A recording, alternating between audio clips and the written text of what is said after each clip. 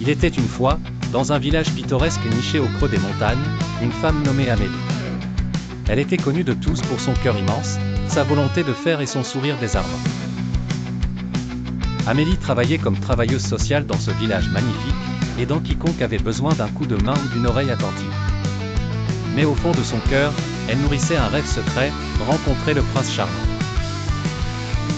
Ah, si seulement un jour un prince viendrait frapper à ma porte, monté sur un noble destrier, se disait-elle souvent en regardant par la fenêtre les collines verdoyantes s'étirer à l'horizon. Elle ne demandait pas un palais doré, juste quelqu'un avec qui partager sa vie pleine de rire et de solidarité. Un lundi matin, alors qu'elle se rendait chez une cliente, Amélie croisa Jacques, le boulanger du village.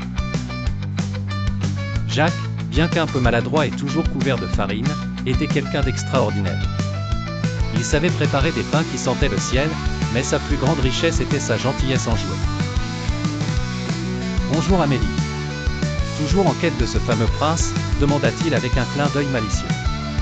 Amélie, avec son humour habituel, répondit « Eh bien, jusqu'ici je n'ai croisé que des rois du pain et des monarques du fromage, mais je ne désespère pas. » En secret, Jacques espérait qu'Amélie considère le fait que parfois, les princes charmants n'avaient ni couronne ni robe brodée, mais plutôt un tablier et de la farine sur le nez. Les jours passèrent, et à force d'éclats de rire partagés et d'histoires de village racontées, Amélie se mit à voir Jacques sous un autre jour. Peut-être que le prince charmant n'était pas celui qui venait d'un château lointain, mais celui qui, par des gestes simples et quotidiens, savait rendre le monde un peu meilleur.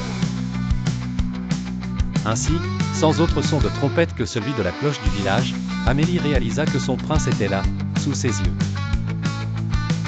Et bien qu'il n'y ait ni carrosse ni cour à la fin de cette révélation, son cœur était comblé au-delà de ses rêves les plus fous, dans ce village magnifique où même le plus modeste des gestes pouvait se transformer en acte royal.